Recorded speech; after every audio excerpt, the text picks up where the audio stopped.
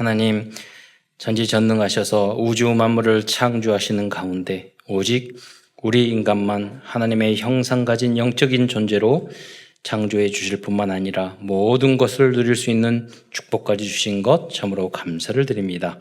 그러나 인간이 어리석어 불신앙하고 불순종하여 또 사단에게 속아 죄를 짓고 이 땅에 떨어져 6가지, 12가지 속에 있는 5만 가지 고통을 당하다가 지옥에 갈 수밖에 없었는데 하나님이신 그리스도께서 이 땅에 오셔서 십자가에 달려 돌아가시고 부활하심을 통해서 모든 문제를 해결해 주실 뿐만 아니라 이제 영접하는 자는 하나님의 자녀되는 신분과 권세까지 주시고 땅끝까지 복음을 증거할 수 있는 특권까지 주신 것 참으로 감사를 드립니다. 오늘도 하나님이 강단을 통해 주시는 이 메시지를 붙잡고 강단 메시지의 제자가 되게 하시며 이 성취된 말씀을 증거하는 증인으로 설 수 있도록 역사하여 주옵소서. 그리하여 우리 모든 성도들이 세계의 복음화를 위한 성경적 전도 운동의 주역으로까지 쓰임받을 수 있도록 역사하여 주옵소서. 오늘도 말씀을 통해서 힘을 얻고 또 치유를 받으며 해답을 얻을 수 있는 응답의 시간이 될 수 있도록 역사하여 주옵소서. 그리스도의 신 예수님의 이름으로 감사하며 기도드리옵나이다. 먼저 세계복음화의 이제 흐름에 대해서 잠깐 메시지의 흐름에 대해서 말씀드리자면요. 우리 393 기도가 무엇이냐 이렇게 질문하는 경우도 있고 저도 보면 잊어버려요. 너무나 외울 게 많아가지고 다 62가지, 12가지, 5가지 너무 많아가지고 새롭게 393이 나왔습니다. 393의 3은 성삼위 하나님이에요. 성부, 성자, 성령. 그래서 그 하나님이 역사해서 우리는 5가지 영력, 지력, 체력, 경제력, 인력 이게 다 오력이라고 말하죠. 이 영력, 지력, 체력, 경제력 이 안에 다 있어요. 그래서 성삼위 하나님의 능력으로 오력이 충만하게 하옵소서. 이게 이제 3의 기도고 9가지는 9는 보좌의 축복 9가지를 말합니다. 9가지 세팅. 그 첫 번째가 3생명, 하나님의 형상, 하나님의 생기, 에덴의 축복 이 3가지죠. 3초월, 보좌의 축복. 하늘, 그러니까 여러분이 어디를 가든지 보좌와 돼야 되죠. 보좌가 뭐냐? 하늘 보좌잖아요. 하나님이 역사하는 곳, 하나님이 천군총사를 보내는 것. 그게 보좌의 축복이에요. 그리고 시공간의 초월. 지금은 시공간을 초월을 많이 하고 우리 비대면도 했잖아요. 그래서 시공간을 초월하는 응답을 받지 않으면 세상을 이길 수가 없어요. 그리고 여러분 자녀들이 어디서 어떻게 생활하는지 잘 모르잖아요. 그냥 하나님의 시공간을 초월하는 능력으로 함께 했을 때 어디를 가든지 승리하고 지켜줄 수 있는 거죠. 그리고 멀리 떨어져 있지만 우리가 기도하면 시공간을 초월해서 하나님이 역사하는 거죠. 그래서 기도의 능력이 필요한 거죠. 그것이 3초월이죠. 그 다음 마지막으로는 3초월의 마지막 2, 3, 7 빛의 역사. 이 능력을 가지고 이제 전 세계 땅끝까지 2, 3, 7까지 복음화하는 거죠. 그리고 3 전무후무는 내가 전무후무하는 축복을 받아야 돼요. 그리고 교회가 그리고 업에 3 전무후무 그럽니다. 마지막으로 3시대 목회자 시대 70제자 두 번째는 중직자 시대 70현장 부교육자 시대 또 렘넌트는 또 70나라까지 살리는 응답을 받아야 돼요. 이것을 언약으로 굳게 붙잡고 기도하셔야 돼요. 그래서 여러분이 플랫폼과 파소망과 안테나가 되어야 되는 거죠. 그러니까 우리 교회가 모든 것의 플랫폼이 돼야 돼요. 우리 교회에서 대통령도 나와야 돼요. 교회에서 교수도 나오고 국회의원도 나오고 모든 분야를 살리는 플랫폼이 교회가 돼야 돼요. 모든 분야에서 그래서 여러분이 각 분야의 플랫폼이 되셔야 돼요. 그래서 100년, 1000년의 응답을 받아야 돼요. 그리고 파수망. 왜 파수망이 돼야 되냐면 파수대를 왜 세웁니까? 전쟁 때문에. 적이 있다는 뜻이에요. 그리고 준비하고 대비한다는 뜻이에요. 여러분 현장에 세상에 나가면 너무나도 많은 적들이 있어요. 그러니까 깨어있지 않으면 흑암 세력을 이길 수 없어요. 그러니까 여러분이 우리가 함께 힘을 모아서 파수대를 만들어야 돼요. 이런 파수대를 지으려면 성도 지어야 돼요. 군대도 있어야 돼요. 파수대 막 쫙 세워놓습니까? 모든 게 준비돼야지 그게 적을 이길 수 있는, 그러면서도 우리는 깨어 있어야 되는 거예요. 그게 파수망이죠. 요새는 안테나가 있어요. 소식을 전하고 정보력이 없으면은요, 이번에 우크라이나 전쟁하잖아요. 그런데 정보력을 다 주니까 드론이 날아가서 다 때려서 이겨요. 그게 없으면 이길 수가 없어요. 아무리 강한 무기가 있어도. 그래서 여러분, 영적인 소통 가장 잘하시는 분이 누구냐? 하나님이셔요. 가장 정확한 미래까지 다 예측하시는. 그래서 여러분은 제일 먼저 기도를 통해서, 말씀을 통해서 하나님과 소통을 해야 돼요.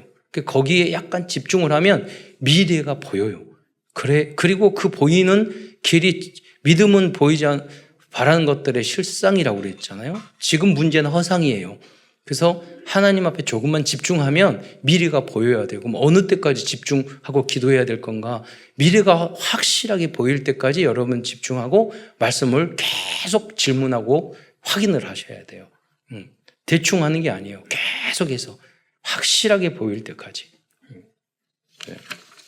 그거는 여러분의 자신의 문제도 마찬가지고, 여러분 자녀에 대한 문제도 마찬가지고, 여러분이 주어진 직장 일도 마찬가지예요. 확실하게 보일 때까지 계속 기도하셔야 돼요. 혼자 하고 있으면 고민이에요. 그러나 하나님을 바라보면 기도가 되는 거예요.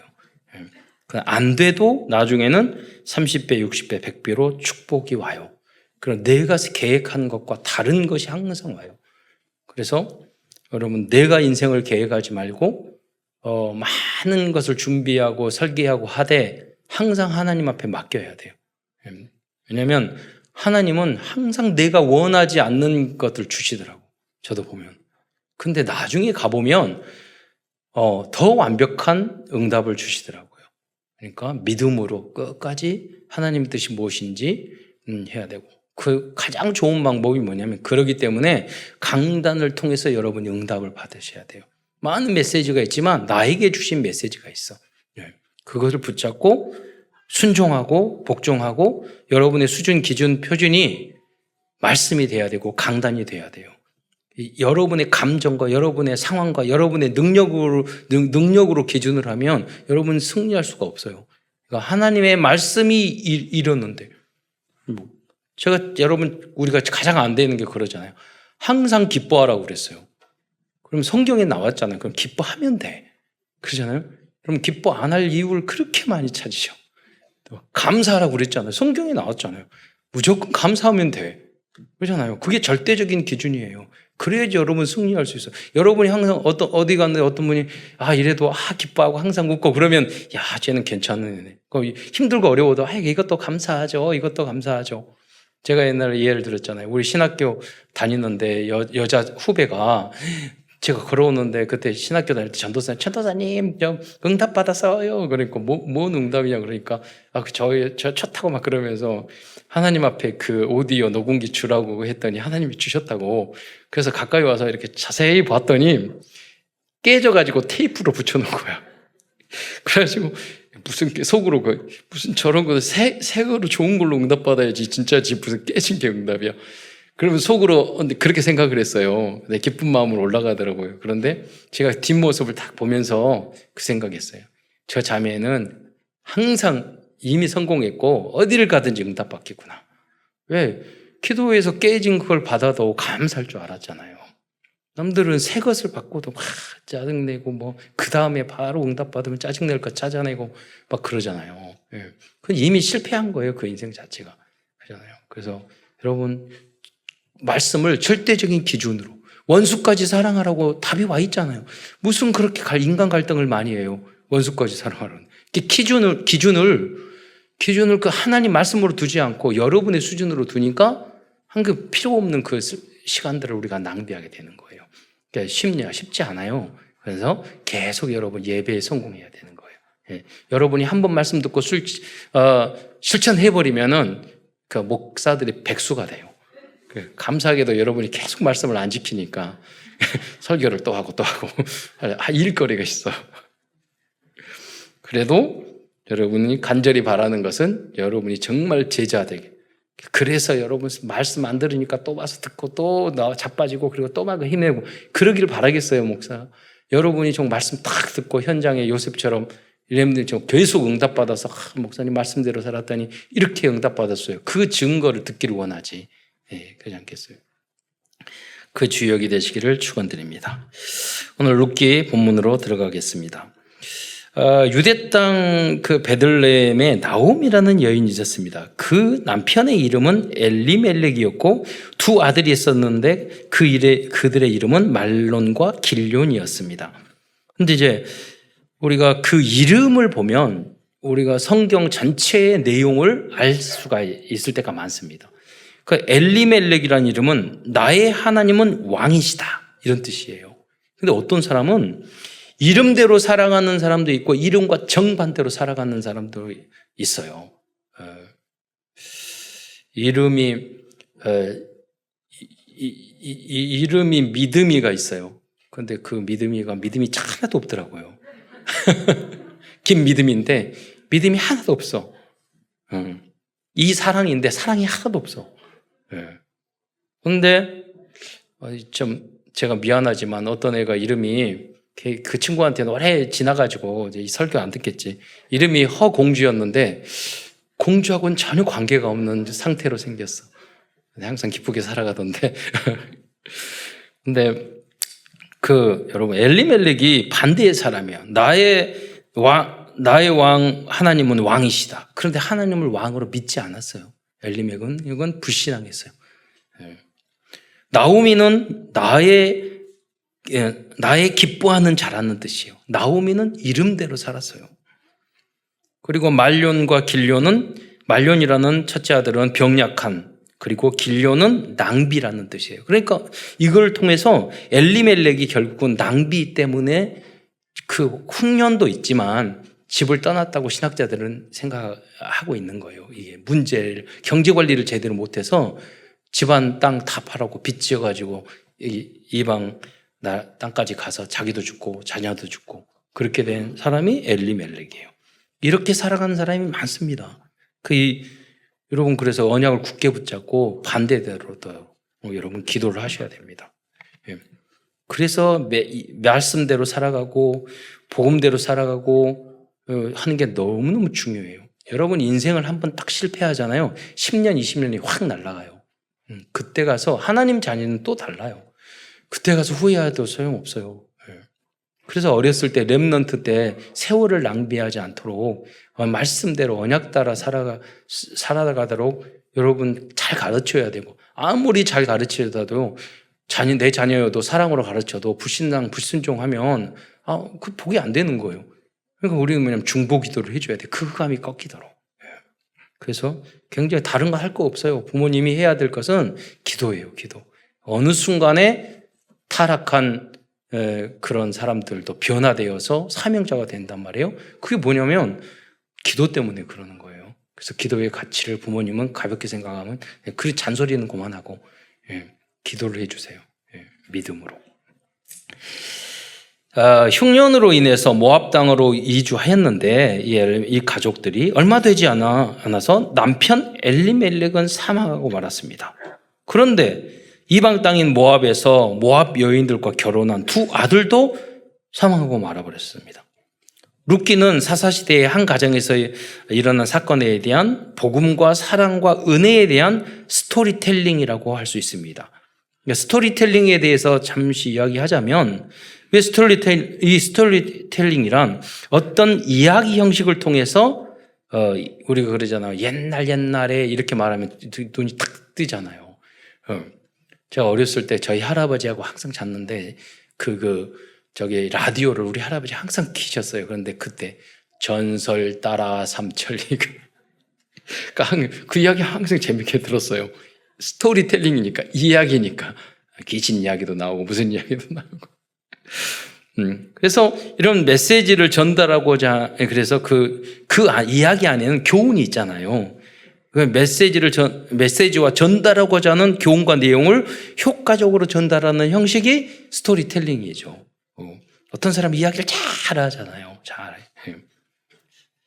그러나 이제 오늘 본문으로 아까 읽었던 고린도전서 13장도 사랑과 복음에 대한 내용이지만 이야기, 즉 스토리는 전혀 없고 사랑에 대한 구체적인 내용과 실천해야 할 행위에 대해서 말하고 있는 이제 형식을 취하고 있어요. 그래서 사랑이라는 어떤 것이냐 개념 정리를 해주고 있잖아요. 그러니까 이야기로만 해서 전달되지 않을 것이 있단 말이에요. 어떤 부분은 개념적, 교훈적인 내용, 잠언처럼 그 내용을 또 정리한 내용도 우리에게 도움이 된단 말이에요. 교수님들은 또 이야기를 좀 어렵게 하지만 그 어려운 그 강의 속에서 우리가 많은 것을 얻을 수 있단 말이에요. 이 이야기는 쉽지만 또 깊이가 약할 수 있잖아요. 네, 그렇습니다. 그래서 고린도전서 13장 사랑에 대한 내용, 그런데 그 내용을 그대로 실천한 대표적인 인물들이 룻기에 등장한 세 사람이라는 것입니다. 그들은 복음과 사랑이 각인되고 뿌리내리고 체질화된 분들이라 할 수 있습니다. 그래서 룻기서를 읽으면서 그래 저렇게 나오미같이 훌륭한 시어머니가 돼야 된다. 그런 교훈이나 룻처럼 훌륭한 며느리가 돼야 된다. 그런 교훈은 아니에요. 그러나 아니지만 또 기예요. 그렇죠? 그러니까 본론은 무엇이냐면 우리도 그런 사랑을 받았단 말이에요. 룻이 나오미에게 사랑을 받았던 것처럼 우리도 그리스도의 그 은혜와 사랑을 받았단 말이에요. 나오미가 룻에게 사랑을 줬잖아요. 조건 없는 사랑. 그 사랑을 받았던 거예요. 우리도 그 사랑을 받았고 보아스로부터 사랑을 받았죠. 우리도 그 사랑, 희생을 하면서 사랑을 해줬잖아요. 그리고 그분들이 다 그리스도를 상징하는 인물들이에요. 그런데 이 그리스도의 은혜를 받은 우리는 어떻게 살아야 되냐? 당연히 이분들처럼 그렇게 살아야 된다는 두 가지 내용들이 다 포함되어 있는 것이죠. 사사기 아니라 룻기. 사사기 자체가, 룻기가 기록된 시대가 사사시대예요. 그래서 이 룻기는 이 짧은 사장으로 되어 있지만 특히 세 인물을 통해서 하나님이 원하시는 사랑과 복음과 그리스도들은 어떻게 살아야 하는지를 알려주는 아주 사실적인 그런 성경 말씀입니다. 우리 교회에 보면 특징이 있어요. 뭐냐면 시어머니들이 너무 훌륭해요. 다 믿음으로. 그리고 특징은 며느리들이 다 잘 들어왔어요. 대체로 보면. 그리고 며느리들이 대부분 불신자 상태 또 기존 복음이 약한 교회에 있다가 왔는데 시어머니보다 더 훌륭해졌어. 그런 경우가 굉장히 많아요. 우리 교회의 전통이야. 그러지. 그러고 보면서 너무 감사해요. 앞으로. 그래서 이게 사실적으로 이게 하고 있다는 말씀이에요. 여러분이 그 복음이 쉽지 않아요. 내가 시어머니가 돼서 며느리를 딸같이 생각하고 조심하고 배려해주고 왜 그래요? 좋은 믿음을 가지고 상처 있고 신앙생활 잘하도록 그래서 참고 하는 거죠. 며느리도 감사하잖아요. 그렇게 시어머님이 이렇게 잘하고 믿음 때문에 저렇게 하시는 걸 생각을 해서 딸들이 며느리로 들어왔지만 이렇게 믿음의 길을 걸어가서 더 열심히 봉사하고 이게 훌륭한 은혜 받은 자들이 아니에요? 그리고 그 모든 이제 사랑과 복음적인 행위는 그리스도의 은혜와 사랑을 예표하고 있는 겁니다. 이 세 분들의 사랑. 그러니까 나오미가 며느리를 사랑하는 것, 또 이 며느리 룻이 또 나오미를 사랑하는 것, 보아스가 친척이지만 두 사람에게 은혜와 사랑을 베푼 것. 이 모든 것이 뭐냐면 우리를 사랑하신 그리스도의 사랑을 상징하고 있는 것입니다. 우리는 그런 사랑을 받았기 때문에 그런 사랑을 베풀어야 한다는 거죠. 우리는 그 체질하고 멀어요. 그렇기 때문에 그리스도의 그 은혜로 계속 충만하지 않은 그 은혜를 생각하지 않으면 우리는 사랑의 사람, 은혜의 사람, 믿음의 사람이 될 수 없단 말이에요. 그래서 주님 복음을 계속 묵상하고 그리스도를 계속 묵상해야 되는 이유가 왜냐하면 우리는 악한 체질이고 우리는 불신앙의 체질이고 사랑하지 못하는 체질이고 나만 생각하는 체질이고 이기적인 체질이고 그렇기 때문에 그래요. 그러면 사단에게 내 인생을 빼앗기는 거예요. 대부분 현장에 가면 다 그렇습니다. 나밖에 몰라요. 그러면 우선 큰 첫 번째에서는 룻기에 등장한 세 인물들의 복음적인 모습에 대해서 간단히 살펴보겠습니다. 첫 번째 인물은 나오미입니다. 나오미는 남편과 두 아들까지 잃어버린 상황이었지만 그 가운데서도 가장 먼저 생각했던 것은 두 며느리를 친정으로 보내는 것이에요. 그러니까 두 며느리들의 미래를 걱정한 거예요. 아니, 자기가 그걸, 여러분, 그때 당시에는 그 늙은 여인이 혼자 과부가 되잖아요. 그럼 먹고 살기가 어려운 거예요. 죽을 수도 있어요. 그런데 자기의 그런 아니보다는 이 며느리 둘, 내 딸들도 아니잖아요. 그들의 미래를 더 먼저 걱정했던 거예요. 그게 그러니까 나오미는 진정으로 복음적인 주경심을 가진 믿음의 여인이었어요. 자, 사람들이 다 어리석게 생각해요. 내가 나의 이익을 챙기면 이익이 될 줄 알죠? 그건 다 틀린 이야기예요. 내가 여러분 남들을 위하여 살겠다고 생각하면 길이 많이 보여. 계속 문이 막히는 사람의 특징이 뭐냐면 자기밖에 몰라. 내 자리, 내 이익, 내가 어렵고 이런 사람들은 있는 길도 다 막혀요. 그러나 내가 항상 다른 사람을 베풀겠다 생각을 하면은 무한히 넓어진다니까요. 응답들이. 그게 그릇이에요. 예. 내가 축복받는 길이에요. 이기적인 것은 나를 죽이는 길이에요. 사단이 그렇게 생각하게 만든다니까요. 룻기서 1장 8절로 9절 말씀해 보면 1장 8절에 보면 너의 어머니 집으로 돌아가라. 친정으로 다 가라는 말이에요. 그뿐만 아니라 1장 9절에 보면 여호와께서 너희에게 허락하사 각기 남편의 집에서 위로를 받기를 원하노라 라고 말하고 있어요. 그 무슨 말이냐면 너희들이 새롭게 시집가서 결혼해서 행복하게 살라고 말을 하는 거예요. 여러분 보통 내 딸이라면 그렇게 100번도 말할 거예요. 며느리에게 이렇게 말하는 시어머니는 절대 없어요. 참사랑 교회만 빼놓고. 참사랑 교회 그 시어머니도 흔들리지 마시기 바랍니다. 네. 이게 복음이라니까요. 네. 그래서 나오미는 결국 최고의 믿음, 최고의 사랑을 가진 완전 복음의 제자였던 것입니다. 우리가 지향해야 될 부분이 그거라는 거예요. 네. 많은 문이 있어요. 나만 생각하기 때문에 있는 분들이 다 받을 응답도 닫히는 거예요. 나, 우리 집, 내 자식, 내 사업, 이렇게. 네. 내 교회 심지어. 또한 나오미는 베들레헴에 돌아와서 룻을 보아스 밭에 가서 이삭을 죽게 하고 보아스와 인연을 만들어 주기 위해 노력하였습니다. 나오미는 룻을 며느리가 아니고 자신의 딸과 같이 생각했습니다. 나오미는 이러한 최고의 사랑을 통하여 나오미의 이러한 최고의 사랑을 통해서 보아스와 룻은 예수 그리스도의 육적인 조상이 되었던 것입니다. 그래서 내용을 그냥 쭉 보면 다 이해가 되기 때문에 한번 먼저 읽고 설명해 드리겠습니다. 룻기 3장 1절로 4절 우리가 함께 읽도록 하겠습니다. 시작.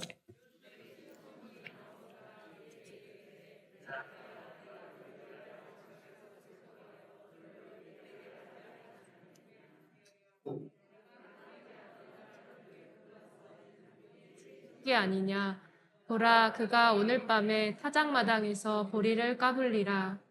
그런즉 너는 목욕하고 기름을 바르고 의복을 입고 타작마당에 내려가서 그 사람이 먹고 마시기를 다 하기까지는 그에게 보이지 말고 그가 누울 때에 너는 그가 눕는 곳을 알았다가 들어가서 그의 발치 이불을 들고 거기 누우라.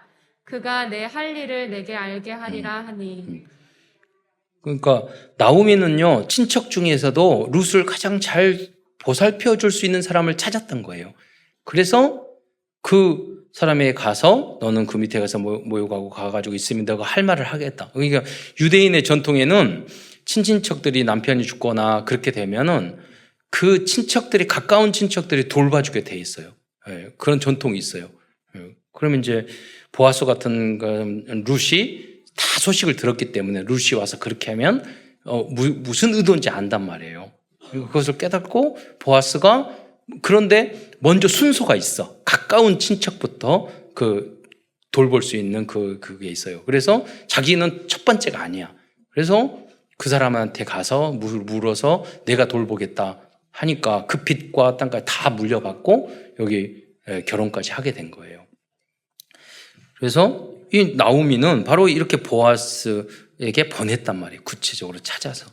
룻은요, 정숙한 여인이기 때문에 외간 남자, 아무리 친척이지만 거기 가가지고 모여가고 와서 발못해 누울 사람이 절대 아니에요. 룻은 그런 사람이에요. 근데 그래서 그 나오미가 구체적으로 설명을 해주는 거죠. 이유와 그런 대상에 대해서 방법까지. 두 번째 인물은 며느리 룻입니다. 룻은 시어머니 나오미가 남편이 죽었으니 친정으로 돌아가라고 하였지만 끝까지 나오미를 떠나지 않았습니다. 룻은 놀라운 희생과 사랑을 보여주고 있습니다. 여러분, 나오미는 연세가 있으니까 금방 돌아가실 수도 있잖아요. 그런데 룻은 결혼 안 하면 평생 청산과부로 살아야 되는 거예요. 그 고난의 길이 더 긴 거예요. 그러니까 어떻게 보면 나오미보다 룻이 이런 결단하기가 훨씬 어려울 수 있었단 말이에요. 뿐만 아니라 룻은 이방 연인이었지만 나오미가 믿고 있는 복음의 가치를 이해한 예비된 사명자였습니다. 그래서 룻기 1장 16절로 17절 말씀을 한번 읽어보겠습니다. 시작. 룻이 이르되 내게 어머니를 떠나며 어머니를 따르지 말고 돌아가라 강권하지 마옵소서. 어머니께서 가시는 곳에 나도 가고 어머니께서 머무시는 곳에서 나도 머물겠나이다. 어머니의 백성이 나의 백성이 되고 어머니의 하나님이 나의 하나님이 되시리니 어머니께서 죽으시는 곳에서 나도 죽어 거기 묻힐 것이라. 만일 내가 죽는 일 외에 어머니를 떠나면 여호와께서 내게 벌을 내리시고 더 내리시기를 원하나이다 하는지라. 사실 룻이 나오미를 떠나지 않았던 것은 단지 인간적으로 착했기 때문이 아니었습니다. 그는 기생 라합처럼 영적인 축복을 눈치챘던 것입니다. 그래서 제가 자주 말씀하잖아요. 그 믿음이 좋든지 머리가 좋든지 눈치가 빨라야 된다고. 그러니까 기생 라합도 소문 듣고 야, 이게 하나님이 함께하는 민족이구나. 그래서 그 받아들였던 거예요. 여리고성 정복할 때 그 정탐꾼들을 다 도와줬던 이유가 뭐냐면 하나님이 함께하시는 걸. 저 신이 그때 당시 다 신을 믿었거든요. 저 신이 진짜 신이구나. 그래도 자주 이야기했고 말하겠지만 제가 만약에 다른 종교 그 종교 우리 집안이 대대로 믿었다더라도 저는 복음의 이 길을 선택했을 거예요. 왜냐하면 여러분 우상에다가 사람이 이렇게 절하는 게 안 맞잖아요. 예, 사람 빌어요? 그거 다 제 친구 아버지가 친구 집이 그 석수였거든요. 우리 친구 집. 저희들이 그 돌산에 가서 놀면서 오줌 싸고 다 그랬어요. 뒤에서 또 심지어 똥도 싸고 이렇게. 그런데 그걸 만들어서 세워놓으면 거기다 절해. 그러잖아요. 그 우상이 안 맞잖아요. 우상에 절하는 게. 그리고 우주 만물을 하나님이 창조, 그냥 있는 게 아니죠. 이게 안 만든 게 없잖아요. 다 만든 사람이 있잖아요. 우주 만물을 창조하신 그 절대자가 하나님인데 우리 인간은 다 죄인이잖아요. 그래 구원이 필요하잖아요. 그리스도가 하나님이 아니면 우리 모든 죄를 용서할 수 없어요. 그래 하나님이 오신 게 맞잖아요. 그렇잖아요. 그 천국과 지옥 우리가 영혼이 있듯이 분명히 있잖아요. 뭐가 어려워요? 하나도 어렵지 않잖아요. 오직 예수가 틀린 거예요? 그게 맞잖아요. 세상적인 거 다 해봤자 그거 별거 아니에요. 그러잖아요. 오직 복음은 영원한 거잖아요. 그 말이 맞잖아요. 어려운 게 하나도 아니라니까요. 그런데 혼돈과 흑암과 공허가 있으면 안 보이는 거예요. 그러니까 여러분이 복음을 전해서 흑암 가득한 거기에 불을 밝혀줘야 돼요. 그러게 전도자의 역할이에요. 왜냐하면 어두우면은 안 보이니까 어두울 때는요, 촛불도 굉장히 도움이 돼요. 그리고 여러분이 큰 불이 아니면 촛불의 역할이라도 하세요. 주변의 사람이 보면 이게 흑암이고 이게 아니구나. 가정이 이런 것이 아니구나. 인생이 이런 것이 아니구나. 이렇게 사는 게 아니구나. 이게 다 틀렸구나.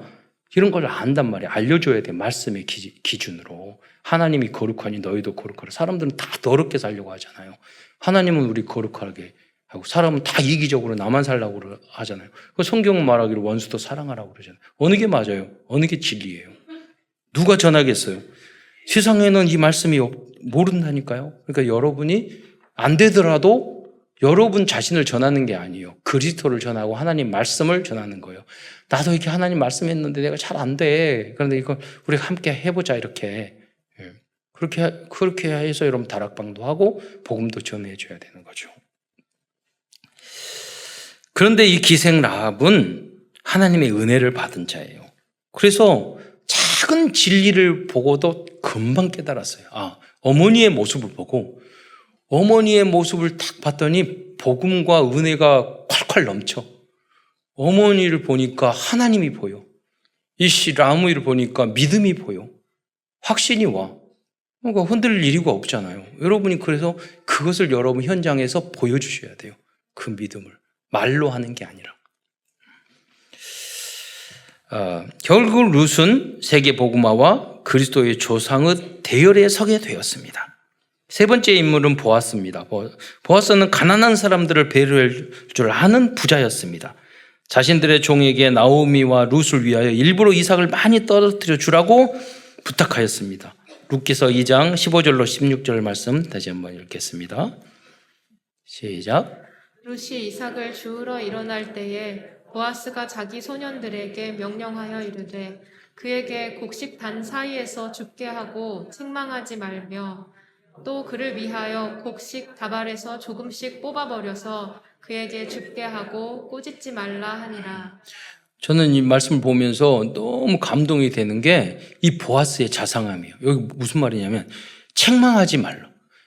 꾸짖지 말라 그러잖아요. 어디서 위방 여인이 와가지고 그 농사하고 있는데 뒤에서 하면 야 저리 가 귀찮게 하지 마. 막 이렇게 말할 수 있잖아요. 얼마나 가난하고 그거 모아가지고 시어머니하고 자기가 한 끼 먹으려고 왔는데 자존심 얼마나 상하겠어요. 그러니까 그렇게 꾸짖지 말라. 그리고 책망하지 말라고 이야기하잖아요. 그리고 목마르면 먹을 것도 주고 주라고 물도 주라고 그런 것까지 다 배려해서 말했단 말이에요. 이런 친절함이 있어야 돼요. 그게 복음이에요. 대부분 보면은 그래요? 왔으니까 이렇게 해요. 저렇게 해요. 그런 사람 많단 말이에요. 알아서 조금만 우리가 친절하게 배려해 주면 좋을 텐데 이 영적인 여유가 없고 복음이 체질이 안 되니까 그냥 내일이 아닌데 이렇게 생각하는 모습들이 대부분이란 말이에요. 조금만 더 우리가 그래도 한국 사람 굉장히 나은 편이에요. 외국인들이 한국에 길 물어보면 끝까지 가서 다 가르쳐주고 그런 경우가 많거든요. 시간이 없어도 지하철 어디로 하고 외국어 못하면은 구글 번역기 틀어가지고 다 설명도 해주고 그런 한국 사람 체질이어서 하나님이 한국 사람에게 세계복음화 하게 하는 거예요. 나무 일을 너무 간섭을 심하게 해서 탈이지. 나무 일을 얘같이 좀 조절만 좀 하면 잘하면 돼. 또 두 번째는 행동을 함부로 하지 않는 신사적이고 신중한 사람이었습니다. 룻기 3장 7절로 10절 말씀을 쭉 다시 한번 읽겠습니다. 시작. 보아스가 먹고 마시고 마음이 즐거워 가서 곡식단 더미의 끝에 눕는지라 룻이 가만히 가서 그의 발치이불을 들고 거기 누웠더라. 밤중에 그가 놀라 몸을 돌이켜본즉 한 여인이 자기 발치에 누워 있는지라. 이르되 내가 누구냐 하니 대답하되 나는 당신의 여종 룻이오니 당신의 옷자락을 펴 당신의 여종을 덮으소서. 이는 당신이 기업을 물을 자가 됨이니이다 하니 그가 이르되 내 딸아 여호와께서 내게 복 주시기를 원하노라. 내가 가난하건 부하건 젊은 자를 따르지 아니하였으니 내가 베푼 인애가 처음보다 나중이 더하도다. 그리고 이제 내 딸아 두려워하지 말라. 내가 내 말대로 내게 다 행하리라. 내가 현숙한 여자인 줄을 나의 성읍 백성이 다 아느니라. 네. 결국 이 여인이 발밑에 누워 있었는데 이야기하죠. 상처받지 않도록 너가 온 이유를 알겠다. 너는 여인이 자기 위익을 위해서 그런 게 아니라 너는 현숙한 여인지를 안다. 이야기를 하고 또 칭찬도 하고 내가 그렇게 하겠다 하잖아요. 이게 물은다는 말이 뭐냐면 유산을 물려줄 때 그 물은다는 뜻이 보통 우리 지금 안 쓰는 말이거든요.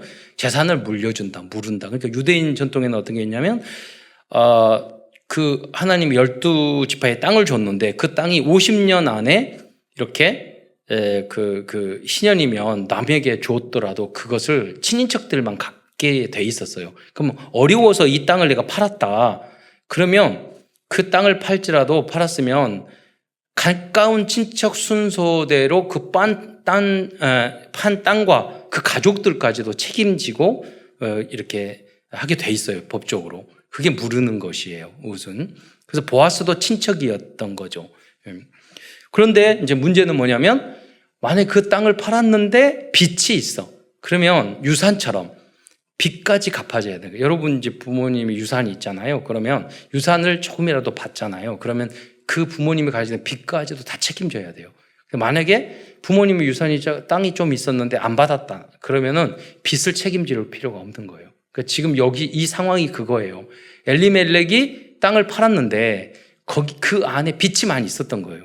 그럼 이것을 물으게 되면 그 빚까지 갚아야 되는 입장이 되는 거예요. 그러니까 첫 번째 물을 사람이 안 물으겠다. 그렇게 이야기가 이제 나중에 하는 내용이 바로 그런 내용입니다. 그러니까 뭐냐면 그리스도의 은혜와 사랑이죠. 우리의 죄의 빚까지 주님이 다 감당해 주는 것을 상징적으로 이걸 말씀하고 있는 거예요, 성경에서.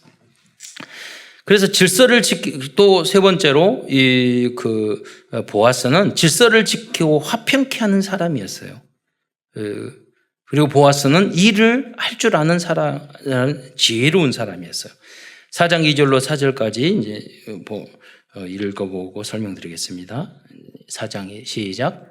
보아스가 그 성읍 장로 10명을 청하여 이르되 당신들은 여기 앉으라 하니 그들이 앉으매 보아스가 그 기업 물을 자에게 이르되 모압 지방에서 돌아온 나오미가 우리 형제 엘리멜렉의 소유지를 팔려 함으로 내가 여기 앉은 이들과 내 백성의 장로들 앞에서 그것을 사라고 내게 말하여 알게 하려 하였노라. 만일 내가 물으려면 물으려니와 만일 내가 물으지 아니하려거든 내게 고하여 알게 하라. 내 다음은 나요 그 외에는 물을 자가 없느니라 하니 그가 이르되 내가 물으리라 하는지라. 네. 그러니까 보아스가요 먼저 기업 물을 자격이 있는 자기보다 선순위가 있었어. 그 사람을 부르는데 그냥 부르는 게 아니라 10명의 장로를 모아서 거기서 이 사람이 기업 물은 걸 포기하고 나에게 넘기는 것을 거기서 확증을 한 거예요. 그러니까 우리가 아무리 좋은 일을 할지라도 이 질서와 순서를 지키지 않으면 문제가 생길 수 있어요. 좋은 일이니까 하고 그런 게 아니에요. 좋은 일일수록 급하게 하지 말고 그 질서를 지켜야 돼요. 그래서 여기서 보면 10명의 장로들 앞에서 공증을 해서 이 사람이 이렇게 하기로 했으니까 내가 받아서 하니까 훨씬 안정되고 평화롭게 확실하게 이렇게 물려지잖아요. 그래서 그 책임을 지는, 그러니까 보아스는 이렇게 신중하고 지혜로운 사람이었다는 거죠. 그러니까 어떤 분들은 좋은 일이니까 그냥 해도 돼 뭐 이렇게 생각하는데 그러지 않습니다. 여러분이 교회 안에서 어떤 일, 좋은 일수록 우리 교회 장로님들이 있어요. 당회가 있고 재직회가 있고 다 그것을 해서 그 안에 이러니까 의논해서 하면 훨씬 평화롭게 그런 게 다 된다고요. 어떤 분은 그래요. 이게 내가 좋은 일인데 내가 했는데 왜 그래? 이렇게 이야기하는 거예요. 다 어디를 가든지 질서가 있는 거예요. 그래서 더 잘 되기 위해서 그러는 거죠. 그거거든요. 그래서 이게 지혜입니다. 안 그러는 것은 자기 이기심이고 고집이에요. 그것은 좋은 의도가 아니라 그것은 큰 두 번째에서는 룻기서를 통해서 우리들에게 주신 복음과 그리스도와 전도에 대해서 이제 중요한 내용만 정리해 보도록 하겠습니다.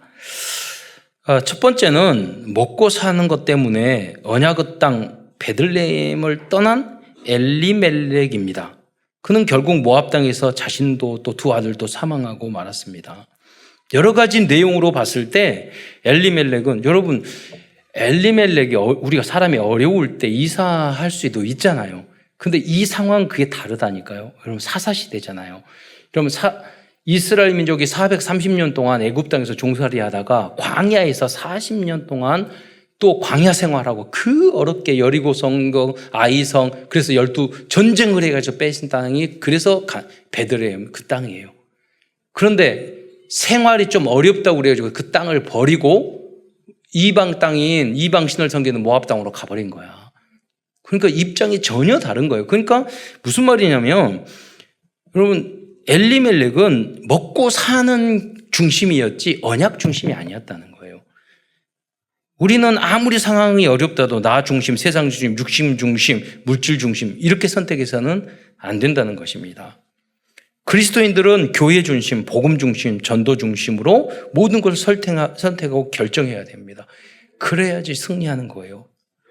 반면 어떤 어려움 중에서도 복음과 언약을 선택한 나옴입니다. 여러분 그러면 그 흉년 들고 빚지고 어려우니까 다른 곳으로 갈 수 있지 이렇게 말할 수 있지만 똑같은 상황 더 어려운 상황이었지만 나오미는 뭐냐면 자기 며느리 다 보내고 어디로 갔죠? 언약의 땅 예수님의 태어난 베들레헴 땅으로 돌아왔어요. 더 어려운 상황이라니까요. 고향에 오면 뭐냐면 이런 말 했잖아요. 그 땅을 아직 안 팔았잖아요. 있는데 아직 빚 떼먹고 도망간 상태예요. 엘리멜렉이 그쪽으로. 그러면 나오미가 거기를 가면 어떻게 해요? 그 빚쟁이들이 너 왔네? 너 남편이 그렇게 삐놓고 도망갔는데 너 갚어. 그렇게 말할 수도 있는 상황이에요. 어려운 상황으로 자기가 오히려 들어갔단 말이에요. 왜? 언약 따라갔기 때문에 그래요. 그리스도가 그래서 복음 전도 언약 따라가면 그게 성공인 거예요. 여러분 무엇을 따라갑니까? 왜 사십니까? 무엇을 위해서 그 선택을 왜 하십니까? 그게 복음과 언약이어야 된다니까요. 또 세 번째로는 룻처럼 불신자 중에 숨겨진 제자가 있다는 것입니다. 그래서 우리는 300영접 30도 다락방 3지교회 그리고 70현장의 문을 열어가시는 여러분이 되시기를 축원드립니다.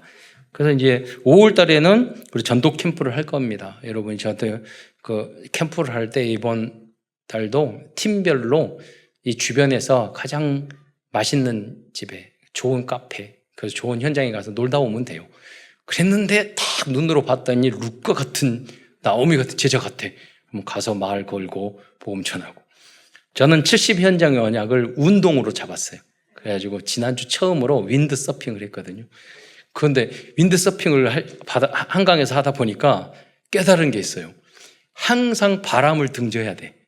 그러니까 뒤에서 바람이 불어와야지. 그래서 나의 등 뒤에서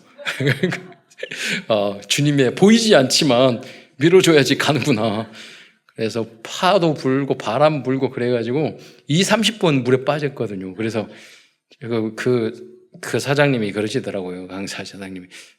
최근에 초보 중에 가장 고생 많이 하신 것 같다고. 그래서 제가 한강을 정복하려고 그러면 해야죠. 내가 먼저. 보니까 그 사람들이 20-30년 동안 그거 하면서 먹고 살더라고요. 그래서 저는 우리 랩런트들 중에서 공부만 할 법이 없잖아요. 그래서 그거 해서도 그분 전국과 전 세계를 다니면서 대회에 나가고 아시아 게임엔 금운동도 따고 세계 대회에서는 아직 못 땄대요. 그래서 그런 현장. 왜냐면 제가 목사가 되다 보니까 만나는 사람들이 다 크리스찬이에요. 제가 목사 아닐 때는 다 불신자하고 친구에 전도했는데 목사가 되다 보니까 전도할 사람이 없어. 그래서 새로운 현장에 가가지고 거기 만나니까 제가 목사예요. 그분이 말하더라고. 자기 사촌이 순복음교회 목사라고. 그러면서 현장을 계속 열어가고 거기에 맞는 우리 랩런트들을 심어놓고 계속 또 우리 연애도 기획사로 만들어가지고 여기 전 세계 237 나라 살리는데 제일 좋은 게 그거예요. 우리 복지기관도 만들었지만 이거 복지기관 하나 만들어봤자 고생만 해. 그러니까 그래서 여러분 종합연예 기획사를 만들어서 축구 예체능 다 할 수 있는 그 그림을 24시간 그걸 할 사람이 필요해요. 그 생각을 할 사람. 그래서 플랫폼 역할을 하자는 거예요. 그리고 제가 청년의 전도사 시절에 항상 데리고 다니는 애들이 다 음악하는 애들이었거든. 그래서 지금 중진이 다 이렇게 됐는데 연결을 해서 그래서 여러분 전 세계 237 나라의 제자를 찾아서 그 모든 것들을 복음화시키는 그런 일을 여러분 하셔야 돼요. 각 분야에서. 4차 산업이면 4차 산업 그 분야에서.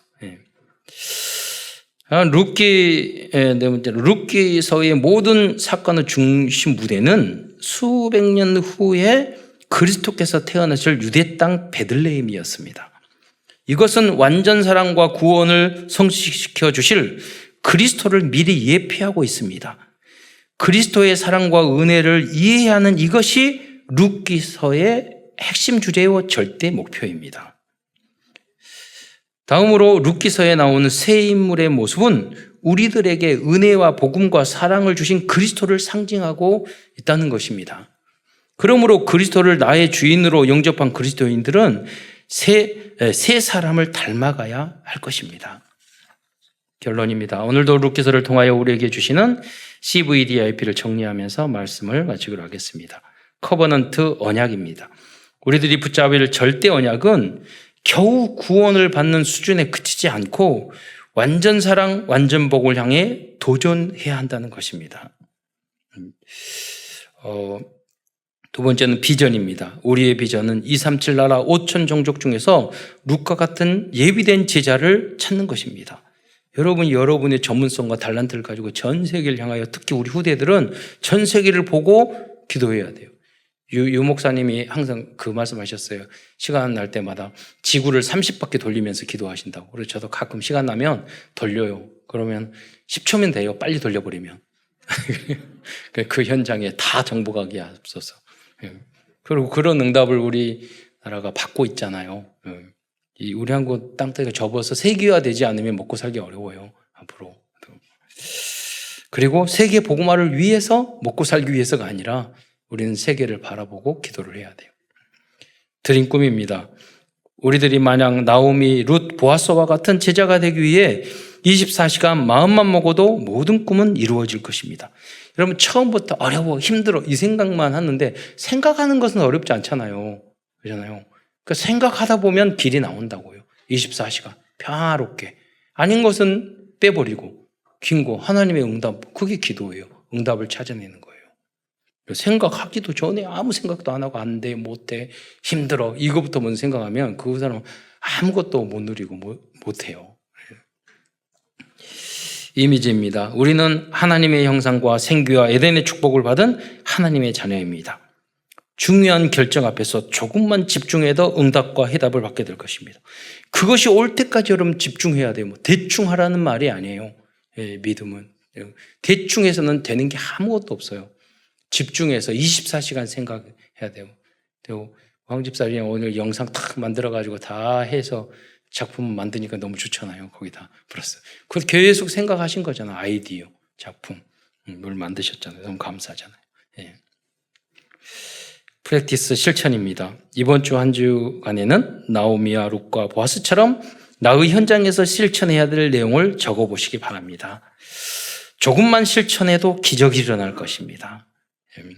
오직 복음, 완전 복음, 영원한 복음 시스템을 세우기 위해 최고의 사랑과 최고의 복음 체질을 만들기 위해 도전하는 모든 성도들과 후대들 되시기를 축원드리겠습니다. 기도하겠습니다. 사랑해 주님 감사합니다. 오늘도 거룩한 주님의 날 하나님 어려운 환경을 우리가 뚫고 또 이제 사회적 거리 두기도 없어진 그 상황 속에서 믿음으로 함께 와서 예배드릴 수 있는 은혜와 축복 주신 것 참으로 감사를 드립니다.